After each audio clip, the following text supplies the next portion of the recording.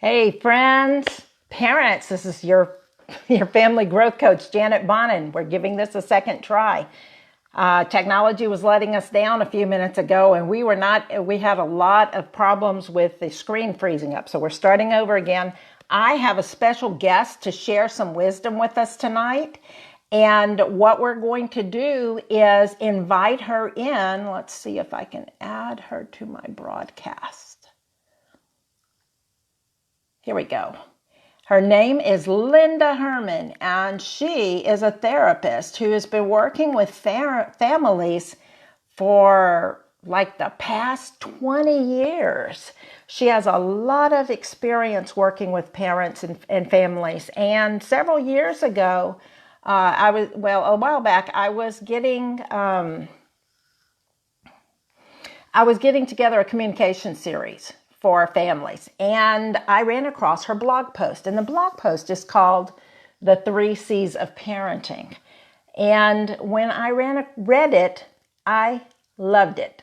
And I read it several more times. And I said, this is fantastic. It simply nails the idea of, there she is. Here she comes. All right. It nails the idea of the three C's of parenting, and it nails what I've been trying to get across. Hi, Linda. What I've been trying to get across to families as I've worked with them over the years. It's a foundational piece. It's something that I want to invite everybody who's listening, everybody who watches the replays, stick with us, because not only is this big, we're going to break this down and we're going to go deep into what this means. And you'll walk away, regardless of the ages and stages of your kids, you'll walk away with a better understanding of what your role is as your kids mature. And it's going to get you to question sometimes which role you should be using in different situations. Hi, Linda. Welcome. Thank you. Good to be here. I'm so glad to have you here. And I just love the wisdom behind this post. So could you please quickly tell people a bit about yourself? And then we're going to talk about a book that you wrote. And then we're going to dive into that conversation. Sure. Well, I have two grown sons, along with my husband, and had the wonderful opportunity, sometimes challenging, of watching them grow and develop. As I've said to you in the past, we have real families, not perfect families, and that really is the way it is and ought to be. And in addition, I was also a therapist for many years with families, and I got to see an entire generation of children grow up. Amazingly, some people came in with their kids young, and then I saw them again as young adults. So that was a pretty neat honor.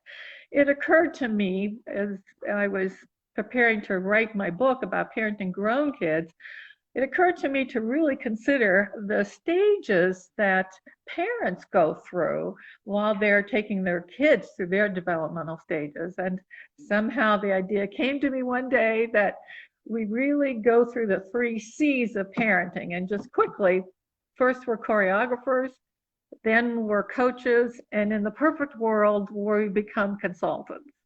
So starting with choreographers, it means that when our children are infants and babies and toddlers, we are choreographing their lives. Now, choreograph comes from a Greek word meaning literally to write the dance. So we think of dancers performing on a stage. Every move is choreographed by somebody who is calling all the shots and tells them what to do. Basically, when we have infants, this is what we need to do. We provide that structure and security. We write their dance when they're infants because they cannot. And the main thing is providing them security, attending to their needs, and we're doing our job. We don't let them make decisions. Well, do I have formula today, or do I have breast milk, or what do I do? Parents make that decision, and that's just fine. And When we're kids, keeping them safe, and we're nurturing them, and we're keeping them close, and we're making all decisions for them, basically. correct, yeah, they Pretty much. I cannot, mean, we tap into their signals. They cry right, when they're hungry or wet or tired, or basically Mhm. a lot of times those three things. And Yeah. we tap into their signals and we follow their nonverbal communication. But on the other hand, we are making decisions like when to put them down for nap and how long to, as they mature, as they get a little older from young babies, we're making decisions on when it might be time to go from several naps a day to just two or one or Mhm. that type of thing. Yeah, we And do take cues from them, and they have to have their opportunity to be spontaneous. That's pretty much all they can do, and yeah, that's fine and that's normal. So that's what's called for at that and stage. about what ages would you say we choreograph till Gosh, probably infancy into toddlerhood and maybe preschool. I preschool? I just Yeah. thought of a a coaching opportunity with my 3-year-old granddaughter that I had a couple days ago, in which her feelings were hurt by some little girl at the library. Mhm. Now I could, and she just stormed off. So the coaching part of me was okay, obviously she said something you didn't like, and we talked about it a little, but I was someone from the sidelines, and assuming as parents we have skill sets, and that's an early age example of one where I'm just coaching her a little on, well, you might say this, or just listening to her, but I'm not in control. She was playing in a little group of children and free to behave as, a All right. I'm not controlling every move that she makes, but I'm on the sidelines, and that was that there. And as our kids And get a little older, go ahead. I just wanted to jump in here. So it Here, sounds like the line between choreographing and coaching, as we'll probably discover with coaching to consulting, it's blurry. It's sure. we're Yeah, not going to suddenly decide, okay, now it's time to stop choreographing. I'm moving straight into coaching.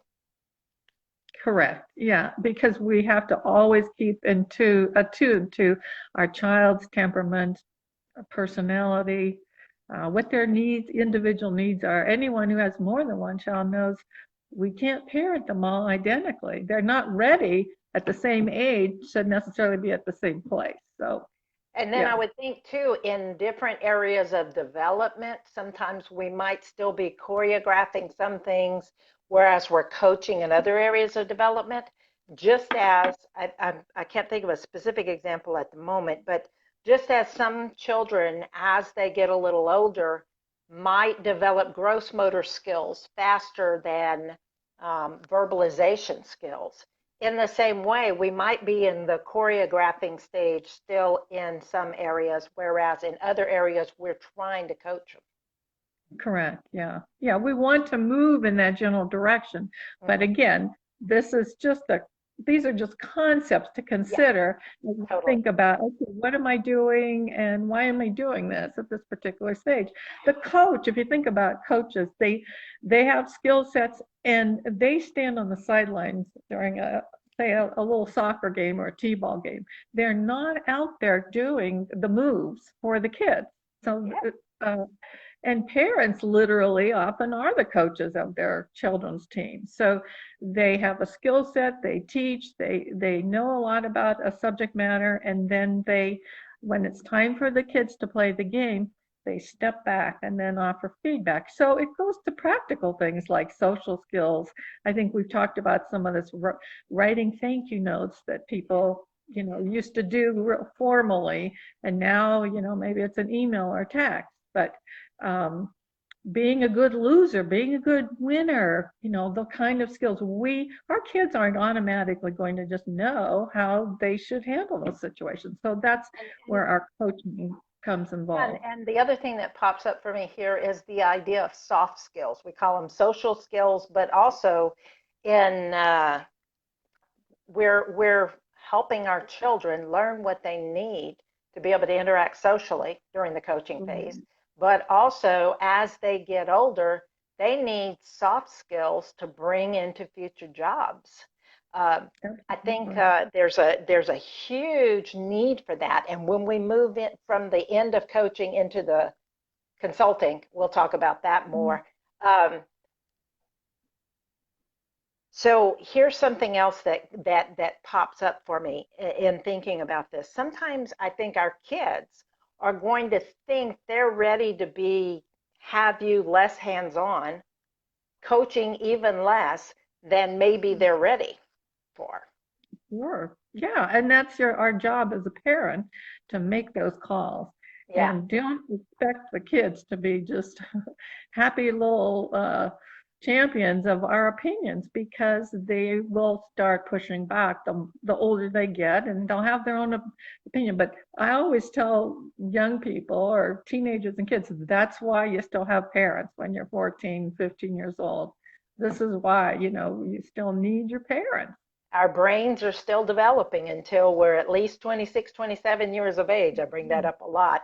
But um, that's part of the reason that kids need their parents or a loving parent figure Mhm. in their lives, helping them manage this challenge of growing up in a way that helps them to be as healthy and happy and reasonably well prepared for life as an adult. And it's And sometimes a bumpy road. yeah, and it's interesting that as you're saying that, I'm thinking about how pseudo mature many kids can be with all the access to the artificial intelligence and the internet and Snapchat, Instagram, all that. I mean, you can have 13-year-old girls looking like they're 16 years old. And parents, I believe, some parents forget that this person is still very young and they may physically look mature, but emotionally, they still need us. And there's a great example of developing different parts of the lives developing different at different rates and sometimes needing more I guess that hands-on coaching than as they mature.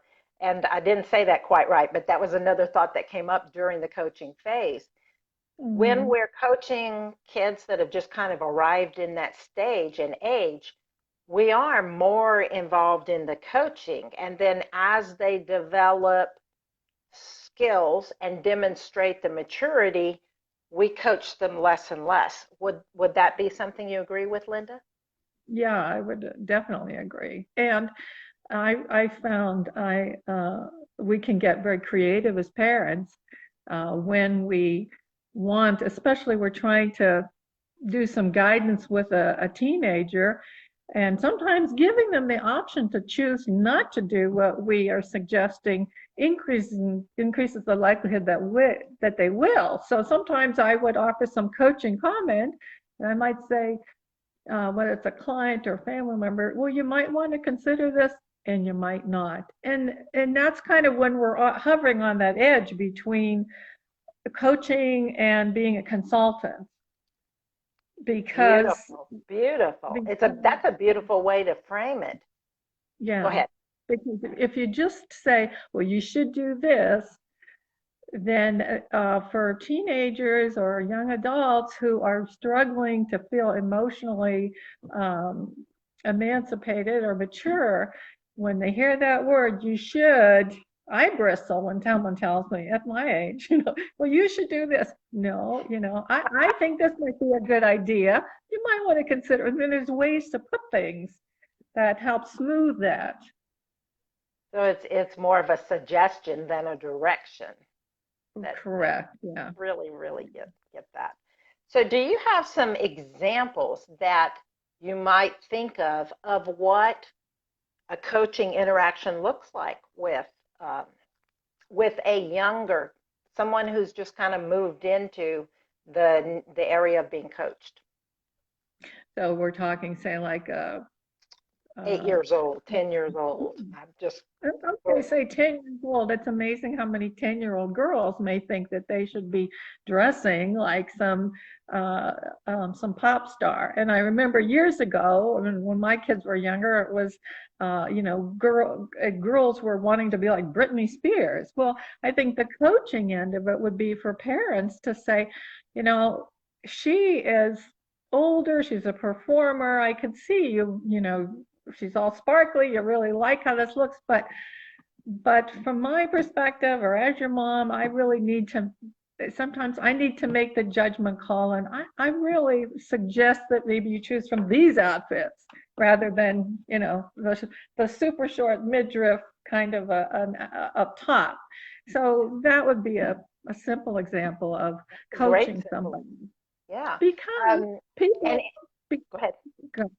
people judge, despite how people wish to be non-judgmental. Well, it's our job as parents to be judgmental in certain situations when it comes to what's appropriate. We know those things young teens or preteens don't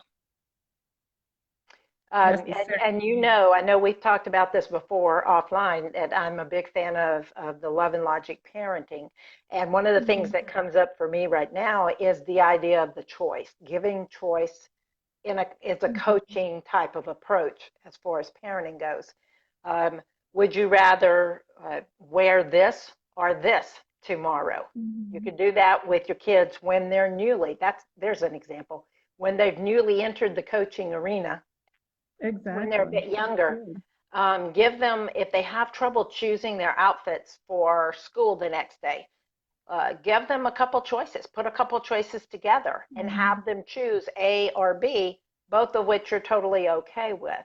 And as kids Mhm. get older, we can still design choices, excuse me, design choices and give that to them. Both choices are equally acceptable to you, and you're not looking at Mhm. choices outside of this arena. So you still Right. got some say. You're doing it lovingly, you're doing it Mhm. respectfully, and you're not including the things that you would object to. Exactly, yeah. And again, that's part of sort of shepherding them through these Yeah. years. I think of a loving corral that sort of moves with them. And they're going to have to go outside of that, but we really want to give them both some ability to step outside and know that there's safety within with our limits and structures. So and I'm sorry, something just came through. I've got to make it stop. Okay, I think we're good. So let's move on to the consultant stage. Can you tell us a bit about that? And then we're going to start breaking this down even more because I've got several more questions. Sure. Well, the consultant is someone, when we think about a business position like that, somebody who has expertise in certain areas, and they're willing to share that expertise. Now, there's no skin off the consultant's back if his opinion or her opinion isn't followed. And so in the perfect world, I said, because life isn't perfect and we Yeah. don't go from first C to second to third, just chronologically, Hmm. in the rapid order. But when in the ideal world, our children get to the place where we can be resources for them. I think that's, we like to be able to be a resource if they need it, but we're not doing a lot of advising. And if they may come to us, a consultant doesn't seek us out. If I want a consultant, I seek that person out. So the parent ideally is getting more in that role. And um, healthy parents know that we want our kids to be able to stand on their own, and hopefully they've accumulated some skill and wisdom that they can function on their own. Now, I would say probably no parent, myself included, is strictly in I'm the consultant and that's it, and I don't want to do anything else. Hmm. But this is a direction in which we want to move. So if we give ideas to our sons or daughters, it's up to them to kind of chew on that information and decide, okay, this works for me or this doesn't. And that's a hard one sometimes for us as parents because we may be hurt, especially moms. I think we may be hurt if, oh, I had this great idea, and and they're not interested in it or they don't go along with it. So that is more the consultant role. We're the resource for them. And that is the role where we hopefully land as our kids move out of our homes and into their own lives, whatever that looks like, right? Sure. And periodically, it will be very appropriate if we go back into a coaching role. Maybe perhaps one of them, let's say, loses a job and is distressed about that or gets depressed about it. Well, then it may be that the parent really steps in and hopefully has the kind of relationship where if some a little bit of coaching is necessary and nudging, that the young adult will accept that. So, and then again, too, that sounds like that's meant to be temporary. Yeah. It has a beginning, a middle, and end, and both the parent and the adult child recognize it as being finite, I guess would be the word, Hmm. right? Hmm. Yeah. Yeah. They do So, recognize it as being fine. Go ahead. and then I would imagine too, even when our kids are under our roof, and I'm using this broadly, 18 to 20 something years of age, a lot of times our Hmm. kids are still with us. Uh, for example, several of my sons lived with my husband and myself during the college years because it Hmm. saved them and us money to Yeah. have, yeah, to have them around and not have try to help them pay for accommodations elsewhere. Um, Hmm. but the other thing I was going to say was sometimes I would imagine you can be a more of a consultant even as your kids get ready to launch. Absolutely. Yeah. You can be a consultant, and as long as you have some agreement where everyone's under the same roof and people are being respectful of each other's boundaries, and let's say as a parent is getting whatever help that they need from their kids. Let's say they have some in lieu of rent, they have some expectation about some pitching in at the house or something. Yeah, parents could be consultants. Their young person may, be a complete independent agent. And I have to say, I ran into families where there was an adult child who moved back home, for financial reasons or whatever.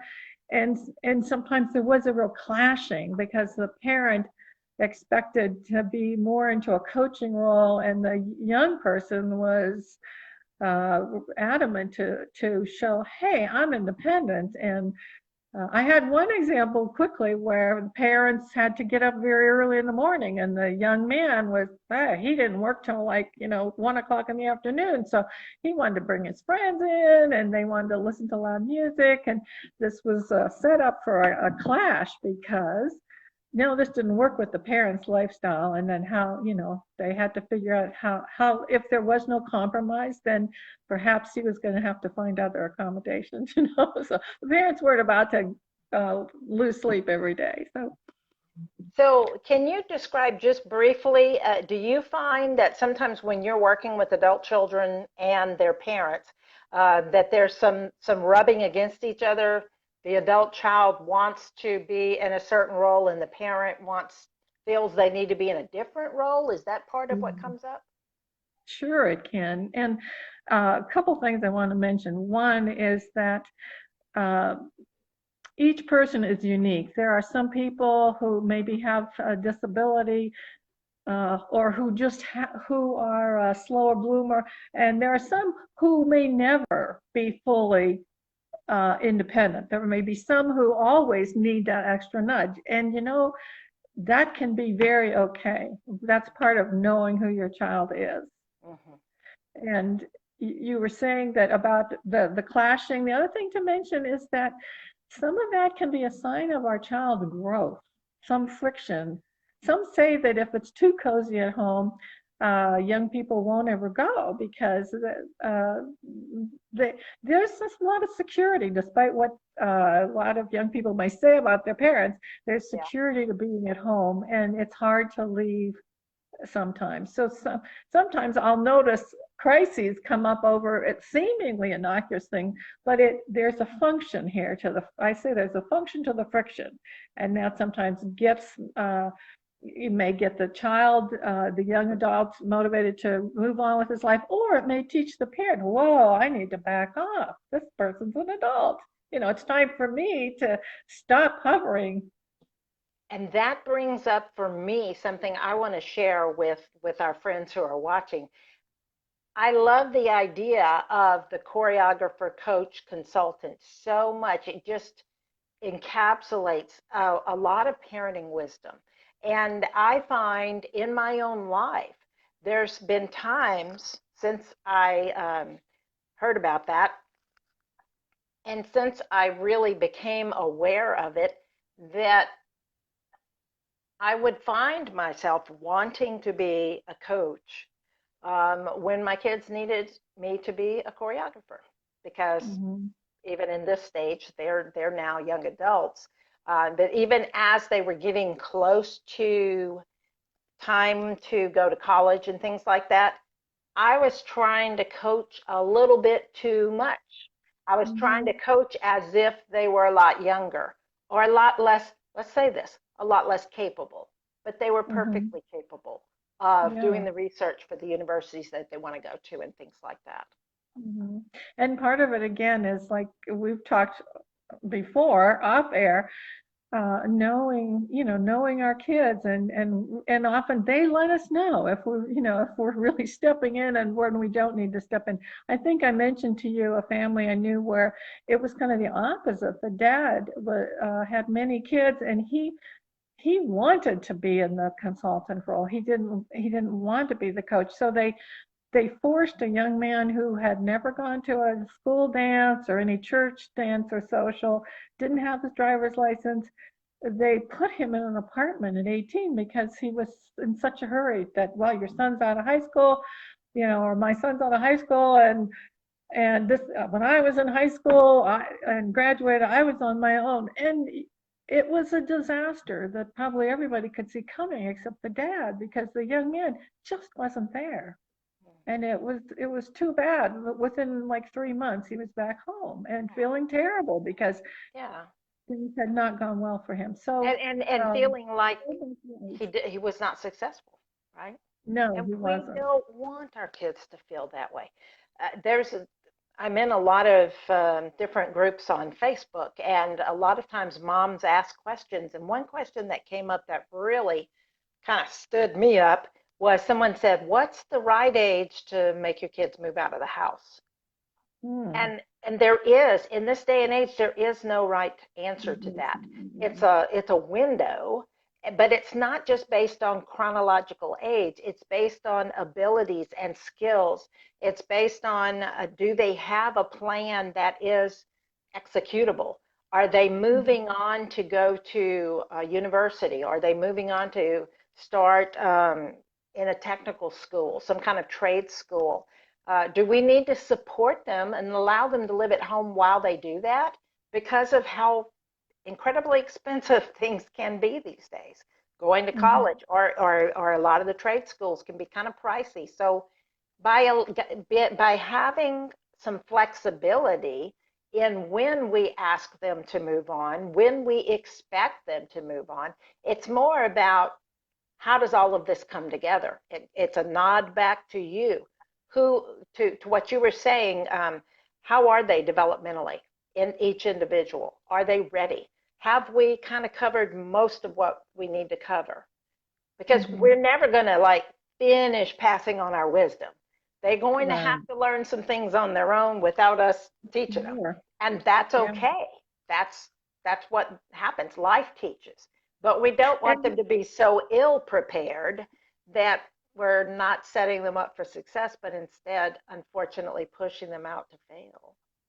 and this is all very cultural too, because there are families where, uh, in fact, there in our country too now, there is an increase in multi-generational families where people have decided to just pull resources and maybe live in a big house and they're all there. And I talked to a woman who moved to Mexico, and she said in Mexico, and she was an attorney, and she said that the kids don't move out unless a reason to, and unless they have a reason to move out. And it was something like, in our country, we need a reason why they would stay at home, because the push is for this independence. But in many other countries, the families all stay together, generation upon generation. And So we have to keep that in mind as well, because probably some of your viewers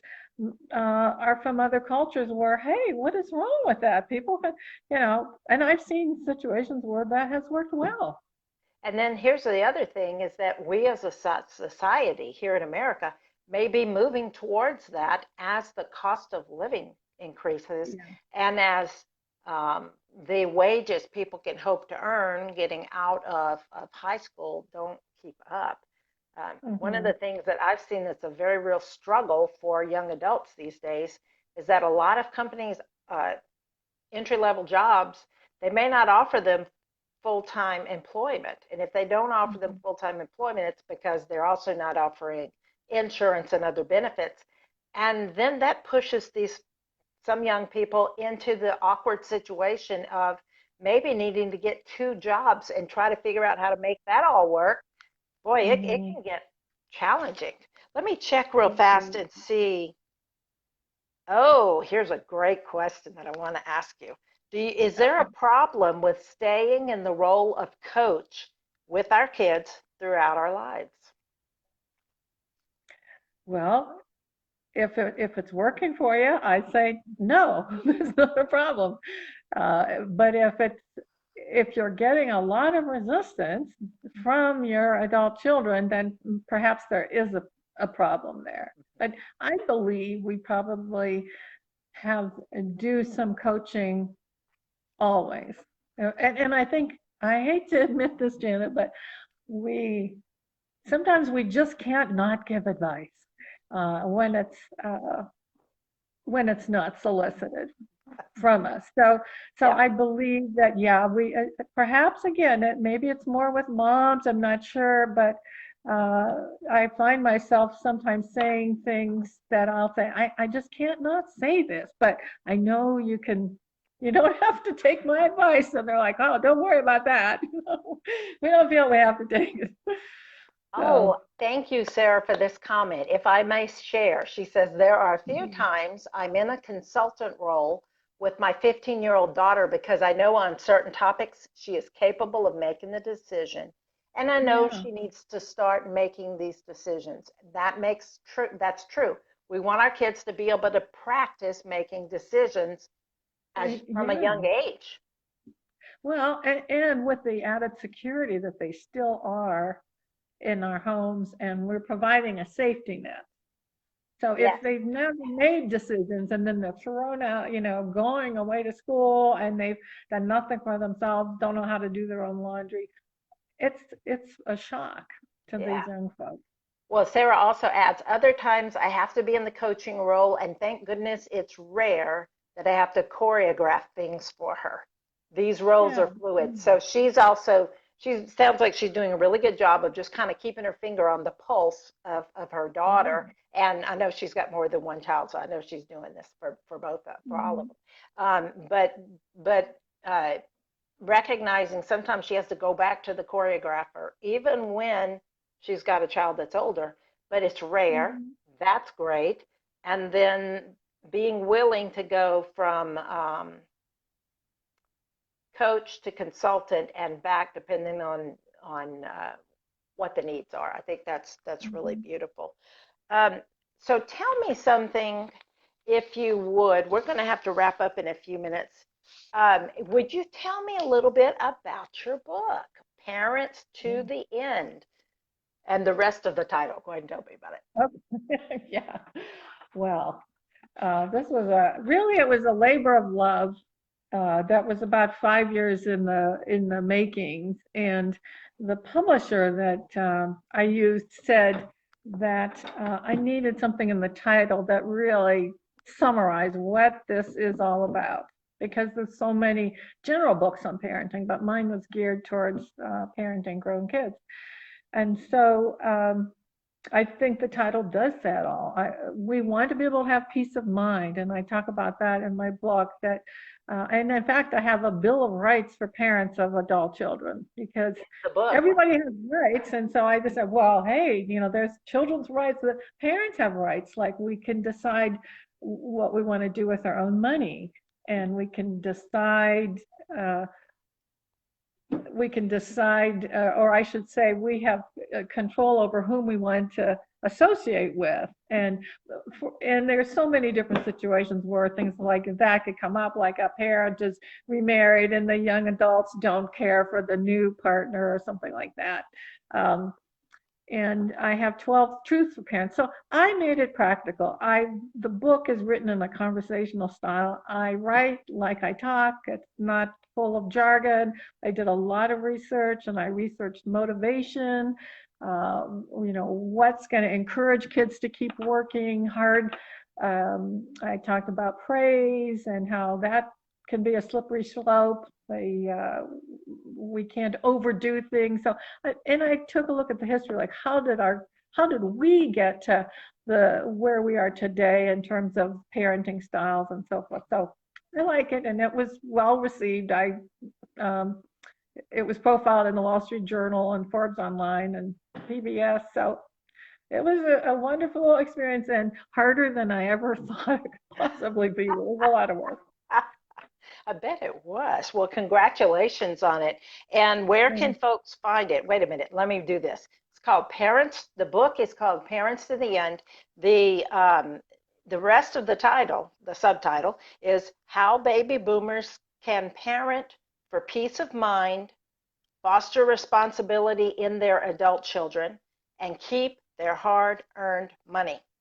And Dr. Thomas Phelan, the author of 1, 2, 3 Magic, Effective Discipline for Children 2 to 12, said the advice here is priceless. It's got a lot of great recommendations on the back. Yeah, It's a great book. thank you. So Thank you where so can much. folks find it? It is on Amazon. They can order it through bookstores, and I also sell it through my website. And I tell people I will match Amazon's rates, whatever they are at a given time. So, um, yeah, and yeah, it is out there, and I still do. Because I am retired from being a therapist, but I still do phone consultations based on the principles in my book, and um, it is certainly not a substitute for therapy, that's for sure. Thank you so, so much for talking with us. I appreciate you taking time to share this wisdom. And I'm going to share the link to the blog post in the comments below when we wrap up. And please, I'd love for everybody to share, who watch this, to consider sharing it with any friends that you have that are parents. um, we really need to be thinking about where are our kids developmentally and where should we be parenting. So we're not over parenting and we're not under parenting. We're trying to hit the mark, whatever the mark is on where they Mhm. are. And to also accept and embrace that sometimes we may be trying to um, control too much of our kids' lives, that they're Mhm. more mature than we're giving them credit for. And other times we need to be there as a safety net for them. Linda, thank you, thank you, thank you so much for joining us. And would you be willing to come back and talk about some more of what you've learned? I would love to. And we also have to consider, how to, uh, what our choice of parenting style is and how some of us like to be kind of parented by our kids at times. I have young people who tell me I am parenting my mother, who's a baby boomer. So um, it's an interesting journey, and it's That the last best comment, thing is experience. that sounds like a wonderful topic for another conversation. But thank you so much, Janet. And Thank Janet helped me learn more about the internet and Facebook today. How So to be on Facebook Live. yeah, So this thank is y'all. a And new thank y'all experience. also so much for watching, and stay tuned. We do the Wise Parents, Wise Kids conversations on the second Tuesday of the month on Facebook Live on my Janet Iceworth Bonnin timeline. It's at 7 p.m. Central Time. Connect with me, connect with Linda. We're both on Facebook. I'm also on LinkedIn. So I would really like to hear what you thought of this, and feel free to put questions or comments or anything down below. Thanks so much for watching, everybody. Thanks, Good Linda. night. Good night.